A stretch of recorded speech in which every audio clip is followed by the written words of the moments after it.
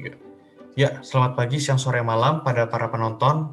Pada hari ini kami sekelompok, saya Yosef Maria Kinatelli dan teman saya Vincent Kosasi. Pada hari ini kami akan mempresentasikan tentang ujian praktek fisika kami. Sekarang kami akan menunjukkan PowerPoint-nya. Judul dari ujian praktek kami adalah pengaruh parameter rangkaian terhadap kualitas tegangan output DC-DC step dan converter. Sekarang kita akan langsung ke pendahuluan. Sekarang kita masuk pendahuluan. Di zaman sekarang ini manusia tidak bisa lepas dari yang namanya listrik. Umumnya nilai tegangan yang tersedia berbeda dengan nilai tegangan yang dibutuhkan oleh peralatan listrik. Sehingga kita butuh yang namanya power supply. Nah, biasanya itu listrik yang dikirimkan itu tegangan AC yang sangat tinggi. Tapi peralatan di rumah kita itu seperti charger lampu LED menggunakan tegangan DC yang relatif rendah. Tegangan AC itu sangat mudah untuk dinaikkan dan diturunkan dengan menggunakan trafo. Sedangkan tegangan DC tidak. Tapi dengan berkembangnya teknologi elektronika, maka tegangan DC dapat dinaikkan dan diturunkan dengan frekuensi penyakalaran yang tinggi. Dengan teknologi elektronika, kita menjadi tahu bahwa kualitas tegangan output sangat dipengaruhi parameter tegangan rangkaian. Misalnya aja, kekuatan frekuensi pesakelaran, kapasitor, induktor, dan duty cycle. Oleh karena itu, kita memerlukan keterampilan dalam menentukan komponen-komponen rangkaian dalam DC-DC converter. 4 topik yang akan diteliti yaitu pengaruh duty cycle terhadap tegangan output, pengaruh kapasitor terhadap kualitas tegangan output, pengaruh frekuensi switching terhadap kualitas tegangan output, efisiensi rangkaian converter. Sekarang kita akan lanjut ke yang part 2 yaitu teori. Nah, Buck converter itu merupakan konverter yang merubah V output menjadi lebih kecil daripada V input. Nah, rangkaian ini terdiri dari satu saklar aktif MOSFET, yaitu satu saklar pasif diode, kapasitor, induktor, dan resistor. Lalu kita akan lanjut ke tegangan output buck converter.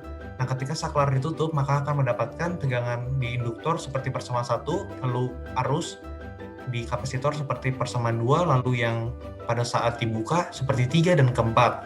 Lalu kita akan lanjut dengan prinsip averaging, kita akan mendapatkan bahwa kalau misalnya D sama dengan T on per T, sehingga mendapatkan tegangan rata-rata induktor sama dengan 0, maka didapatkan persamaan seperti yang nomor 7, V0 sama dengan dVs, dengan syarat D-nya itu minim di antara 0 sampai 1, sehingga V0 itu pasti lebih kecil daripada Vs. Dengan prinsip yang sama, pada arus kapasitor akan mendapatkan persamaan nomor 8, yaitu IL sama dengan I0. Lalu sehingga dapat disimpulkan bahwa IL sama dengan persamaan yang nomor 9. Lalu kita lanjut ke ripple arus induktor. Ketika saklar on, VL on sama dengan Vs min V0, sehingga didapatkan delta IL sama dengan persamaan nomor 13. Nah, sekarang kita akan lanjut ke ripple tegangan kapasitor atau delta VC. Nah, di ripple tegangan kapasitor delta VC, kita harus mengetahui IC sama dengan IL min I0. Lalu delta Q per C sama dengan delta VC, sehingga didapatkan persamaan nomor 19. Lalu kita lanjut ke induktansi kritis atau LC. Adalah minimum induktor supaya konverter berada dalam kondisi kontinu. Nah, kontinu itu artinya tidak pernah mencapai nilai 0 si arus induktornya. Nah, dengan batas demikian minimum induktor dapat disubstitusikan IL min sama dengan 0. Lalu ini seperti persamaan 20 dan didapatkan hasil LC seperti dengan persamaan nomor 24. Sekarang kita lanjut ke kapasitansi kritis CC. Nah, merupakan nilai minimum kapasitor dari tegangan output untuk mempertahankan mode kontinu dan didapatkan persamaan yang sudah jadi nomor 31, yaitu CC sebanyak 1/8 FR. Sekarang kita akan lanjut ke discontinue. Rangkaian ini adalah kondisi di mana arus induktor pernah menyentuh titik 0, sehingga rumus V0 sama dengan dVs tidak akan mengikuti tepat karena hasil dari rangkaian discontinue akan lebih tinggi dari penurunan rumus yang kontinu. Sehingga jika nilai induktansi dan kapasitansi lebih kecil dari nilai induktansi kritisnya, maka discontinue akan terjadi. Sekarang kita akan lanjut ke eksperimen. Sekarang kita masuk ke eksperimen.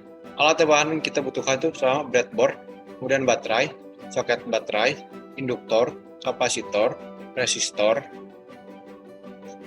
dioda, Schottky diode, transistor, kabel jumper, Arduino Uno.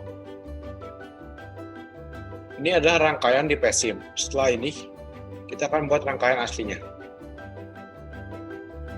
Ini merupakan rangkaian asli buck converter yang dibuat pada breadboard. Pengukuran. Apa sih yang diukur? Yaitu tegangan masuk atau V input, tegangan keluar atau V output, dan arus masukan atau I in. Selanjutnya, ini adalah foto saat kita melakukan pengukuran tegangan masuk, tegangan keluar, dan arus masukan. pengujian ini kita menggunakan dua tipe. Yang pertama itu menggunakan perbedaan frekuensi switching mulai dari 1 kHz, 5 kHz, 10 kHz, 15 kHz, dan 20 kHz dengan duty cycle 0,5 dan kapasitor 4,7 mikrofarad. Kemudian yang kedua itu dengan perbedaan duty cycle mulai dari 10% sampai 100% dan beda interval setiap percobaan 10% dengan 3 kapasitor sebesar 0,47 mikrofarad, 4,7 mikrofarad, dan 47 mikrofarad. Selanjutnya, ini adalah pengambilan data. Lihat sini ada oscilloscope, ada ampere meter, ada rangkaian buck converter yang disambungkan pada Arduino Uno, dan kemudian Arduino Uno disambungkan kepada laptop. Sekarang kita akan lanjut ke hasil dari pembahasan. Bisa dilihat dari grafik tegangan rata-rata output V0 terhadap duty cycle, semakin besarnya duty cycle, maka tegangan rata-rata output pun semakin besar.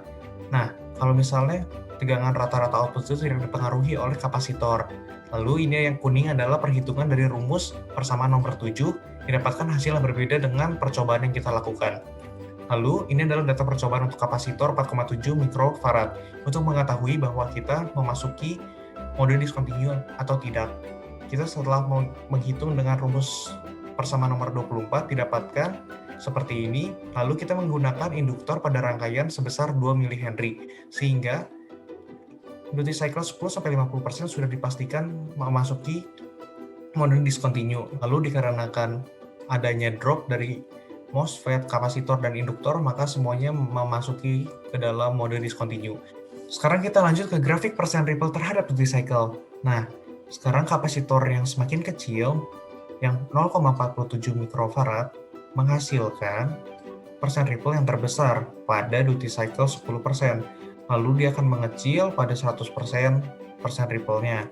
Lalu kita akan melihat melalui perhitungan rumus nomor 19 pada grafik yang berwarna kuning. Pada perhitungan, pada duty cycle 50%, persen ripple yang dihasilkan harusnya maksimal dan berbentuk seperti gunung. Sekarang kita akan lanjut ke grafik ripple terhadap frekuensi switching. Kita menggunakan kapasitor 4,7 mikrofarad dengan duty cycle setengah. Nah, grafik yang dihasilkan itu berbanding terbalik kuadrat terhadap rumus delta VC. Nah, kalau yang warna oranye ini adalah perhitungan. Ya, berbeda dengan yang warna biru. Semakin besarnya frekuensi switching yang kita gunakan, maka persen ripple-nya juga akan semakin kecil.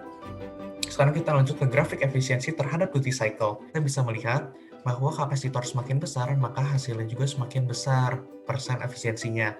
Lalu semakin besar duty cycle, yang di 100%, maka persen efisiensi akan maksimal. Kita bisa melihat grafik yang warna kuning itu merupakan maksimalnya yang didapatkan dari persamaan dari nomor 33 sesuai hitungan.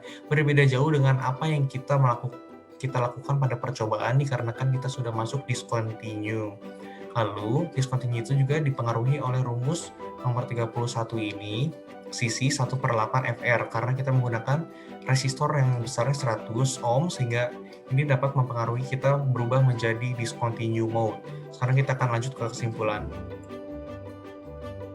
Setelah dilakukan percobaan, maka didapatkan kesimpulan bahwa yang pertama, semakin besar duty cycle, maka tegangan output semakin besar.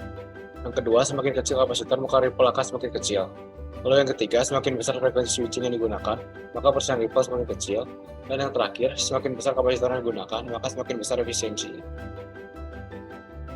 Sekian presentasi dari kami. Mohon maaf bila ada kesalahan. Terima kasih.